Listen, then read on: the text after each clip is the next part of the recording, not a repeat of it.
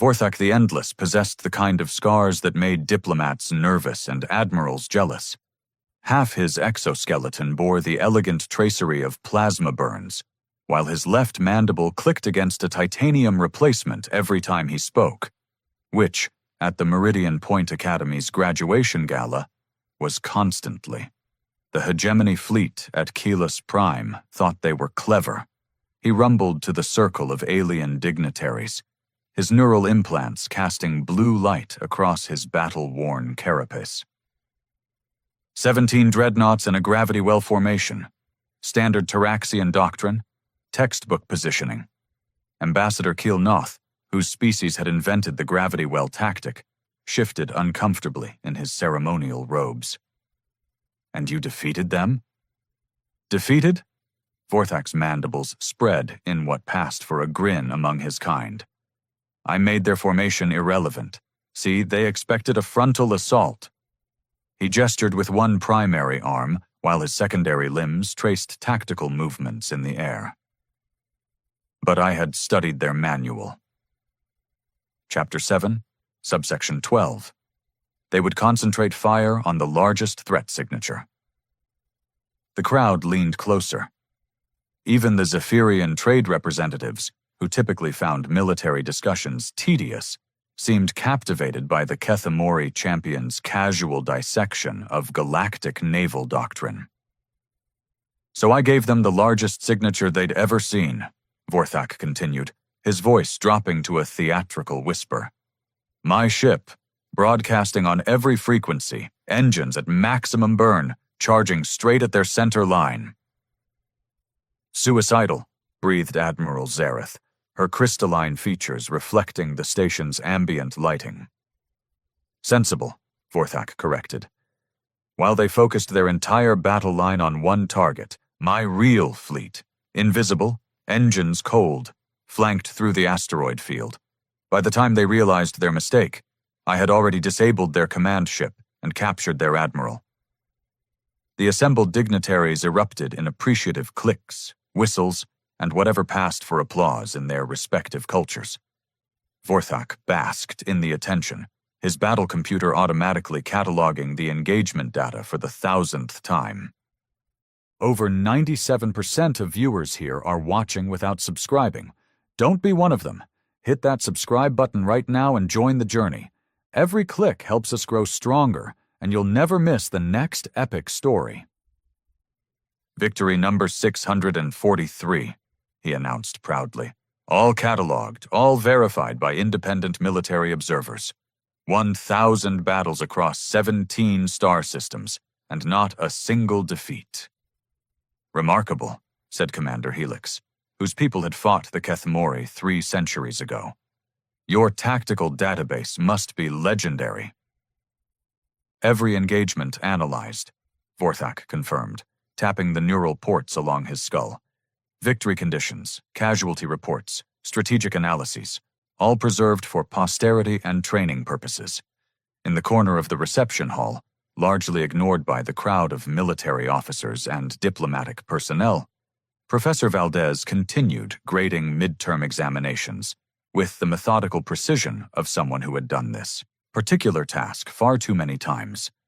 Her stylus moved across the digital papers in steady strokes, occasionally pausing to add a comment or correct a tactical miscalculation. Professor, called out Captain Zexhai, one of the Academy's younger instructors, surely you must be impressed by our guest's accomplishments. Valdez glanced up from her work, her expression as neutral as her tone. Oh, very systematic. Organization is important in any profession. The comment drew a few chuckles from the crowd, though whether they were laughing with her or at her remained unclear. Vorthak, however, seemed less amused. You seem underwhelmed, he observed, his optical sensors focusing on the human instructor. Perhaps your species lacks appreciation for military excellence. We appreciate efficiency, Valdez replied, returning to her papers. Though we might define it differently. Vorthak's mandibles clicked against his titanium replacement, a sign those familiar with Kethamori psychology knew of rising irritation. And what, exactly, would a civilian academic know about military efficiency? Probably nothing, Valdez agreed cheerfully. I only taught strategy here for 15 years before switching to comparative military history. Much quieter department. Strategy? Vorthak's interest sharpened. Then you must have studied the great campaigns. The Siege of Antares, perhaps?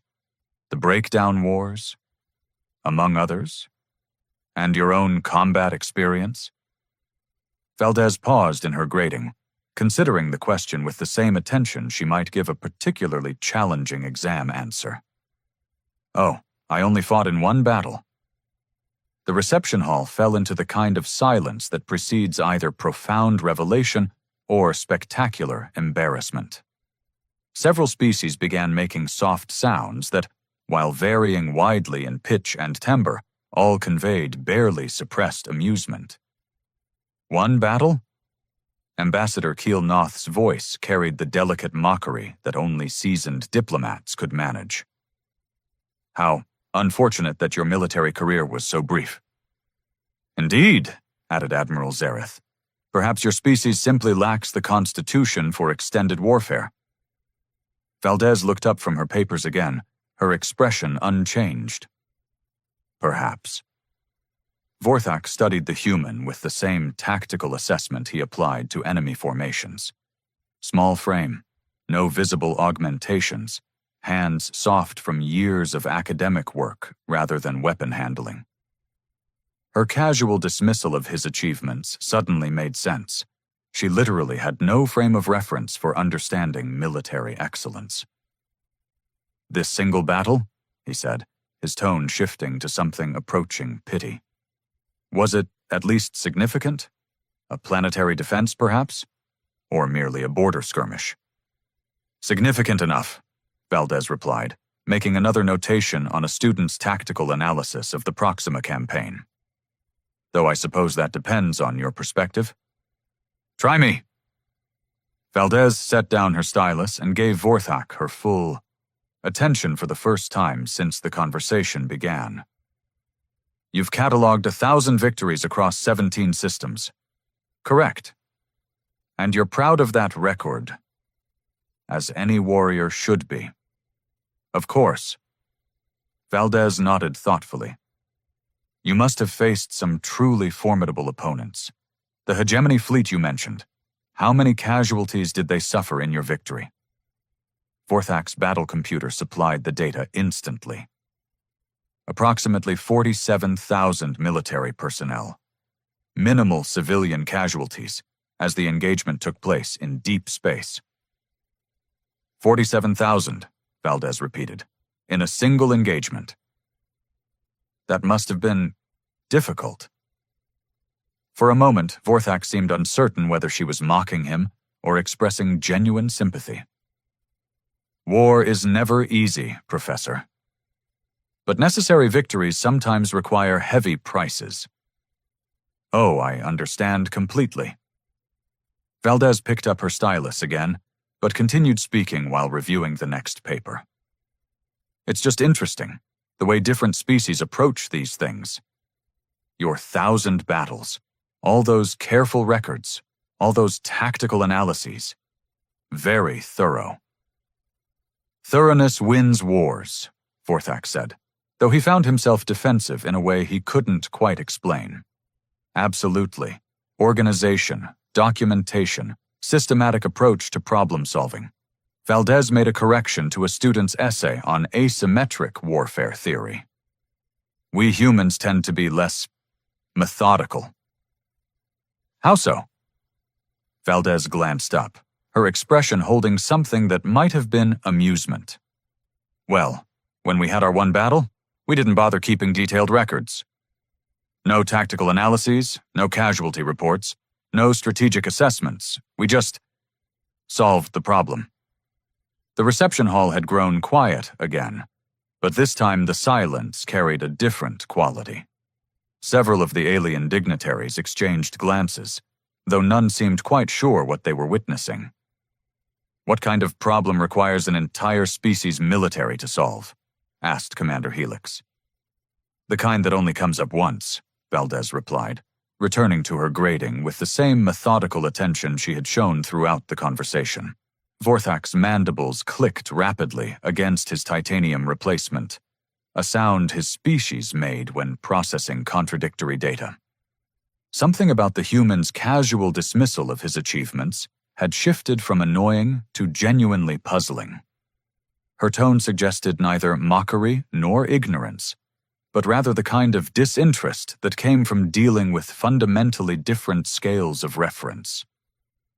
Perhaps, he said carefully, you could elaborate on this singular engagement of yours? Valdez looked up one final time, her expression as neutral as ever. Oh, I'm sure it wouldn't interest someone with your extensive experience. After all, what's one battle compared to 1,000?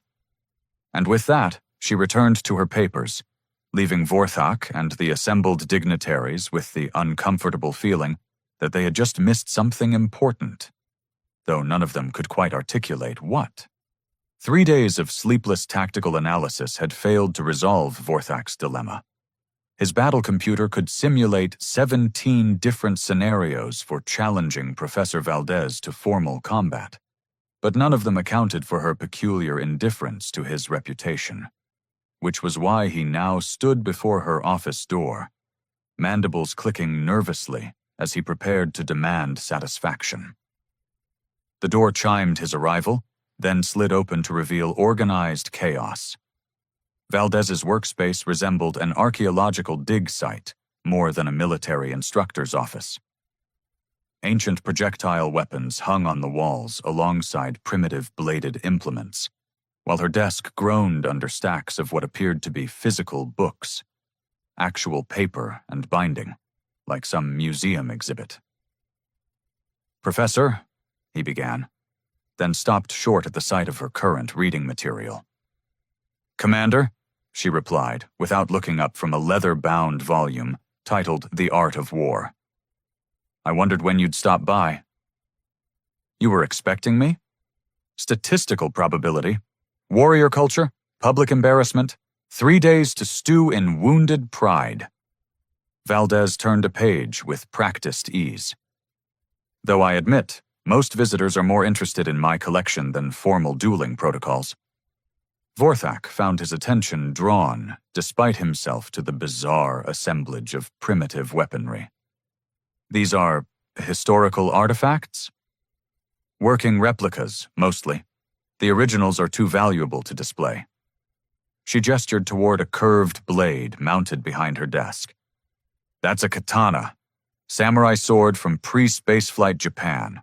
Folded steel, edge geometry optimized for cutting through organic armor. Organic armor? Humans fighting humans. We had to get creative. Vorthak's optical sensors focused on the weapon with professional interest. The craftsmanship was undeniably elegant, though he couldn't fathom why any species would develop such elaborate tools for intraspecies conflict. Your people fought each other before joining galactic civilization? Extensively. Valdez finally looked up from her book. Would you like some tea? You look confused, and confusion is easier to process with caffeine. Yes, thank you. As Valdez busied herself with an ancient-looking brewing apparatus, Vorthak examined the other artifacts. A projectile weapon labeled M1 Garand shared wall space with something called a trench knife, while a glass case contained what appeared to be miniature explosive devices marked hand grenades. These are all human designs? He asked. Oh, yes, though these represent fairly primitive examples. Valdez handed him a steaming cup. We got much more sophisticated later. More sophisticated than explosive projectiles? Well, consider the engineering challenges. How do you effectively eliminate large numbers of your own species when they're using similar technology and understand your tactical thinking? Vorthak nearly dropped his tea. Eliminate large numbers? Arms races tend toward escalation. Nuclear weapons, biological agents, chemical warfare, orbital bombardment platforms. Valdez spoke with the same casual tone she might use to discuss the weather. Each innovation prompted counter-innovations, which prompted counter-counter-innovations, and so forth. But why? Resources, ideology, territorial disputes, religious differences, ethnic rivalries. She ticked off reasons on her fingers. Sometimes just because we could. Humans have always been remarkably inventive when it comes to finding excuses for violence. Vorthak set down his cup with trembling primary limbs. His battle computer was struggling to process casualty estimates for a species that had weaponized everything from diseases to orbital mechanics against itself. How many conflicts?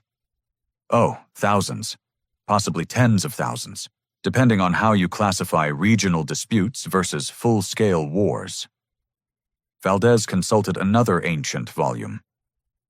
The 20th century alone saw 2 global conflicts involving over 100 nations each. Global? Entire planetary surface, every continent, most major population centers, total industrial mobilization. She turned to a page showing grainy photographs of devastated cities. We got quite good at destroying our own infrastructure. Vorthak's mandibles had stopped clicking entirely, a sign of complete cognitive paralysis in his species. Casualty figures? Rough estimates? The 2 major global wars killed somewhere between 70 and 80 million people. Though that doesn't count the smaller conflicts, civil wars, genocides, or what we politely call police actions. 80 million, Vorthak's voice emerged as barely a whisper. In 2 wars.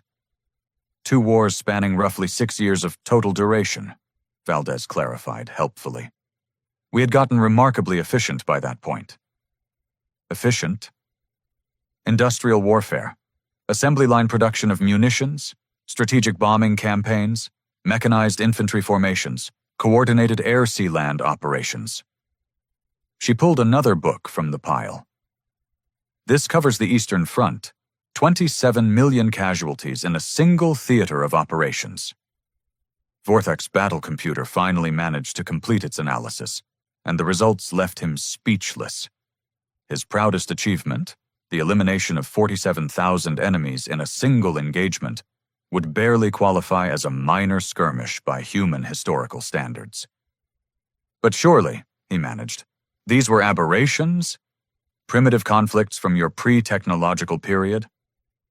Oh no, we kept improving right up until the end? Valdez smiled with what might have been fondness. Nuclear weapons could eliminate entire cities in minutes. Biological warfare could depopulate continents. We had orbital platforms capable of redirecting asteroids for kinetic bombardment. The end? Of human warfare. We eventually decided to stop. Decided? Policy decision. Unanimous, really, once we understood what we were capable of.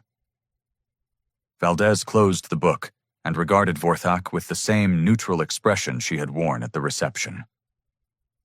Which brings us back to your original question about my combat experience. Your single battle, Vorthak said weakly. The last one. The engagement that convinced our entire species to abandon warfare as an institution. What happened? Valdez stood and moved to her window, gazing out at the peaceful commercial traffic flowing past Meridian Point. We discovered that winning isn't the same as surviving, and survival requires different skills than conquest. I don't understand. You catalog victories, Commander. We cataloged extinction scenarios. She turned back to face him. When your 1,000 battles become a statistical footnote in someone else's strategic planning, you begin to reconsider the nature of success.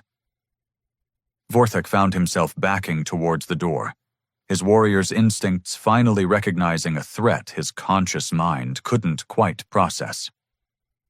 I should go. Of course. Though if you're still interested in that formal challenge, I should mention, my office hours are posted on the door. As the portal sealed behind him, Vorthak realized he no longer had any desire to fight Professor Valdez. In fact, he was beginning to suspect that challenging her might qualify as the kind of strategic miscalculation that had historically proven fatal for her species' enemies.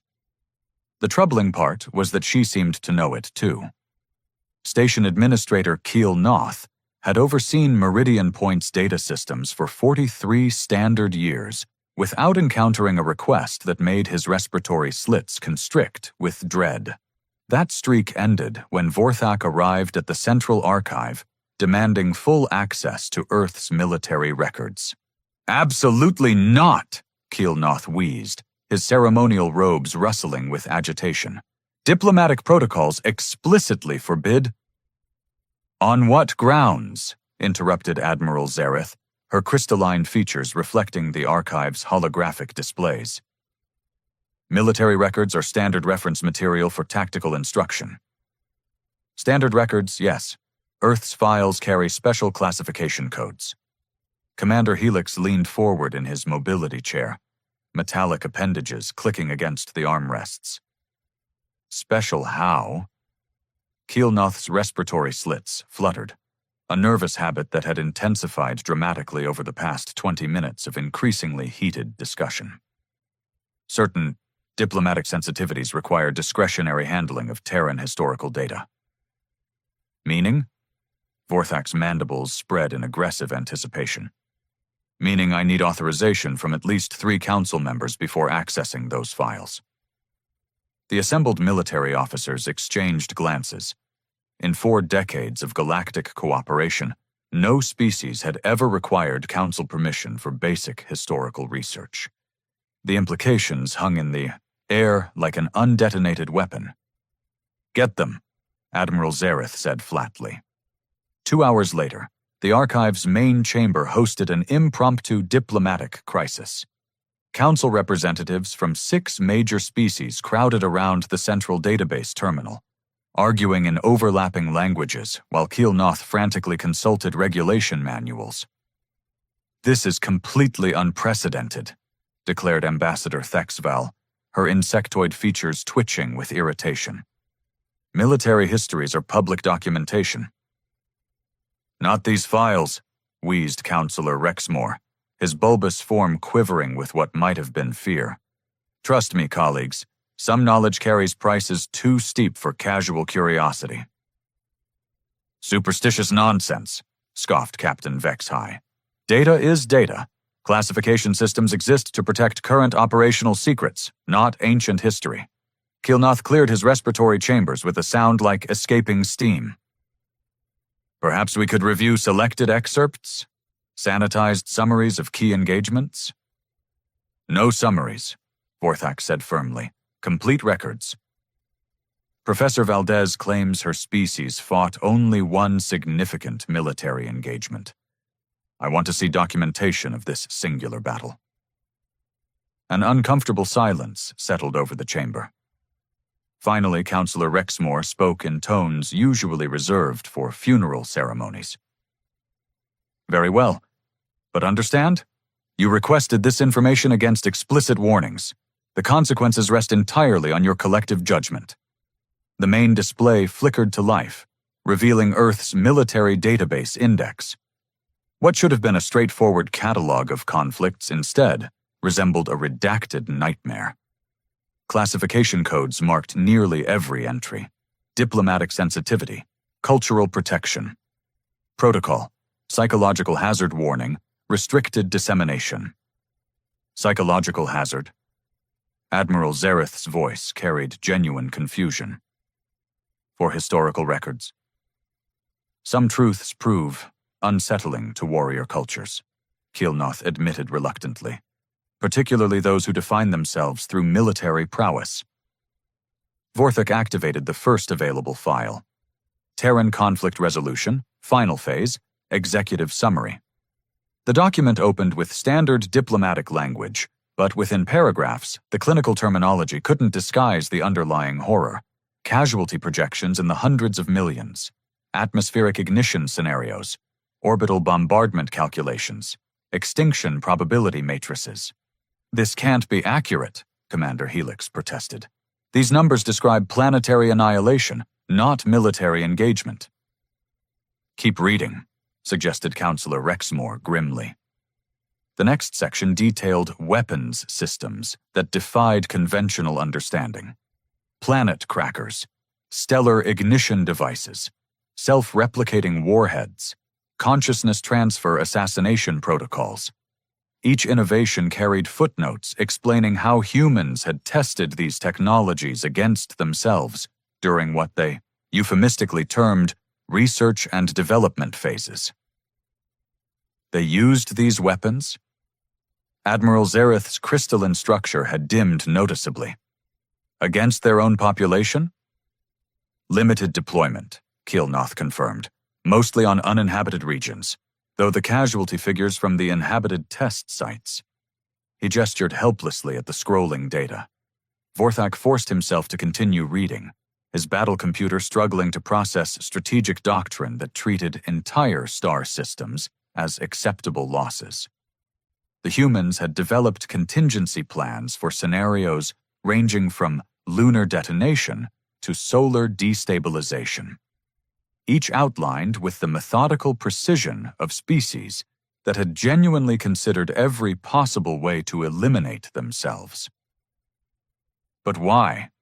Captain Vexhai's voice cracked with disbelief. What possible strategic objective justifies these extremes? Victory conditions appear comprehensive, Vorthak managed. Total elimination of opposing forces, supporting infrastructure, population centers, and potential recovery capabilities. That's not warfare, Admiral Zareth whispered. That's extinction event management. The database continued revealing horrors disguised as tactical innovations. Humans had weaponized mathematics itself, creating logical paradoxes that could crash enemy AI systems. They had developed mimetic warfare, ideas so perfectly crafted that simply thinking about them could drive hostile populations to madness or suicide. They had built weapons that existed in 11 dimensions, attacking targets through geometric spaces that most species couldn't even perceive. "The final engagement," Vorthak said hoarsely. "Where is the documentation for their last battle?" Keelnoth's respiratory slits sealed completely, a physiological response his species exhibited only under extreme stress. That file carries the highest classification level in galactic diplomatic history. "Show us." The display flickered again, revealing a single document. Operation Tabula Rasa, termination protocols, implemented, redacted, status, completed. The file contained no tactical analyses, no casualty reports, no strategic assessments. Instead, a brief summary in standard diplomatic language.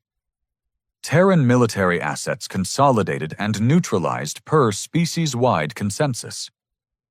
All weapon systems deactivated, dismantled, or placed under permanent containment. Military research discontinued. Warrior caste dissolved. Conflict resolution protocols reclassified to diplomatic/academic disciplines only. "That's all?" Vorthak demanded. "No battle details? No engagement records?" "There were no survivors to file reports," Counselor Rexmore said quietly. "On either side." "What sides? Who were they fighting?" The silence stretched until Keelnoth finally answered. Themselves. The final human war was humanity versus humanity. The winners decided that winning wasn't worth the price. And the losers? Well, there weren't any losers. Because there wasn't anyone left to lose. Vorthak stared at the terminal, his 1,000 catalogued victories suddenly seeming as insignificant as children's games. They eliminated their entire military establishment.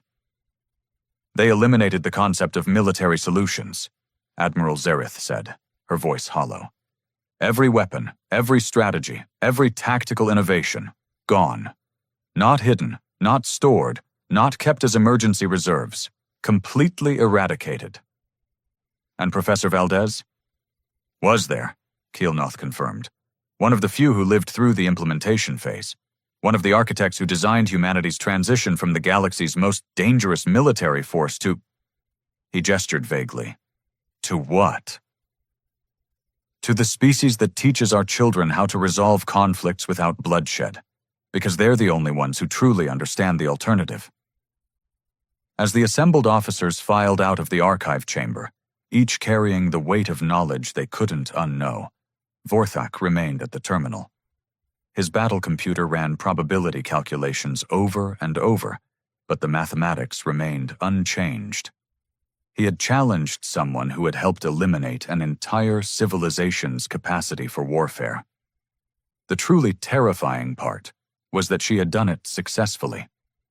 The graduation hall stood empty now, except for scattered chairs and the lingering scent of ceremonial incense from a dozen different worlds.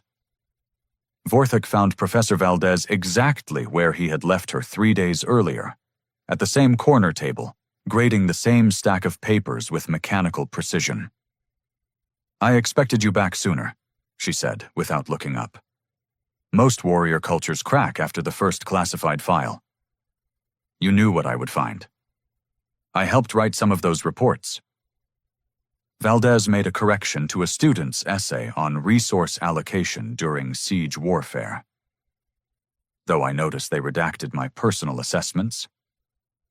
Probably for the best. I wasn't particularly diplomatic in my conclusions. Vorthak lowered himself into the chair across from her, his exoskeleton creaking with fatigue. "Tell me about the final war." "Which part? The strategic overview? The tactical innovations? The aftermath management?" Valdez finished marking the current paper and moved to the next. "Be specific. I've had 70 years to develop talking points." "Why did you stop?" "Ah, the philosophical question." She set down her stylus and gave him her complete attention. "Do you know what separates professional soldiers from warriors, Commander?" "Enlighten me." "Warriors fight for glory, honor, victory, abstract concepts that justify the means through the ends. Professional soldiers fight for objectives. When those objectives become mathematically impossible to achieve, professionals adapt their methods." "What objective?" "Species survival." Turned out that our military innovations had achieved something unprecedented in galactic history. We had become more dangerous to ourselves than any external threat could possibly be. Vorthak's mandibles remained motionless. The weapons in those files could sterilize galaxies, yes, but the real problem wasn't the weapons themselves. It was our facility for using them. We had optimized warfare to the point where any conflict, regardless of initial scope, would inevitably escalate to extinction-level engagement. So you eliminated your military. We eliminated the possibility of military solutions. Valdez pulled a different paper from her stack. This one covered in complex mathematical formulae. One of my current students, actually. Zephyrian, third-year tactical studies. She's trying to calculate optimal force deployment for asteroid belt mining operations. Mining operations? Resource extraction requires the same logistical planning as military campaigns, same mathematical principles, same organizational structures, same efficiency optimization. Valdez pointed to a particularly elegant equation. The difference is that mining operations improve living conditions rather than ending them. You redirected your strategic capabilities toward civilian applications. We redirected our strategic capabilities toward survival applications, building instead of destroying, exploring instead of conquering, learning instead of defeating. She made another notation on the student's work. Much more challenging, actually. Anyone can eliminate a problem through sufficient application of force. Solving problems while keeping everyone alive requires genuine creativity. Vorthak processed this information with growing unease. But you maintained the knowledge. The tactical understanding, the strategic thinking, you still teach military science. We teach military history and strategic analysis because those skills transfer beautifully to other disciplines: urban planning, disaster response, resource management, diplomatic negotiation. Valdez gestured around the empty hall. This academy exists because we discovered that warrior cultures could learn non-military applications for their existing talents. And if threats emerge, external aggressors? Haven't yet. Turns out that most species capable of interstellar warfare are also capable of recognizing when they're outclassed. Valdez smiled with what might have been amusement. Though I suppose you've noticed that humans hold advisory positions in most galactic military organizations. You're consultants. We're insurance policies. Our presence in command structures serves as a reminder that conflicts always have alternatives to escalation. Vorthak felt something that might have been relief, though he couldn't quite identify why. So humanity isn't actually pacifist. Oh, we're absolutely pacifist. We just happen to be very, very good at it. Valdez returned to her grading with renewed focus. Pacifism isn't passive, Commander. It's active conflict prevention through superior strategic planning. Superior to what? To warfare. Fighting is what you do when you've failed to achieve your objectives through better methods. She marked another correction. We spent several thousand years perfecting warfare, and it nearly killed us. So we spent the next several thousand years perfecting everything else. Everything else? Diplomacy, economic theory, psychological manipulation, social engineering, cultural integration, technological advancement, resource optimization. Valdez ticked off categories on her fingers. All the tools that make warfare unnecessary by eliminating the conditions that create conflict. Vorthak stared at the human professor, finally understanding why her casual dismissal of his achievements had unsettled him so profoundly. You don't fight because you don't need to fight. We don't fight because we've become too good at it. There's a difference. Valdez completed her current paper and moved to the next. When your tactical capabilities reach the point where any engagement becomes mutually assured extinction, you have two choices: perfect your weapons, or perfect your diplomacy. And you chose diplomacy. We chose survival. Diplomacy was simply the most effective tool for that objective. Vorthak rose from his chair, his 1,000 catalogued victories now feeling like ancient history from someone else's life. I came here to challenge you to combat. I know. I won't. I know that too. Because you're too dangerous to fight. Valdez looked up one final time, her expression holding the same neutral assessment that had marked their entire interaction. No, Commander. Because you're too intelligent to fight someone who's already won. As Vorthak left the graduation hall, he realized that Professor Valdez had been correct about warrior cultures adapting to new strategic realities. He would return to his ship, cancel his remaining speaking engagements, and begin studying human diplomatic techniques. After all, any species capable of defeating warfare itself was clearly worth learning from. Behind him, Valdez continued grading papers with the methodical precision of someone who had successfully solved the galaxy's most persistent problem, and now spent her time teaching others how to avoid creating it again.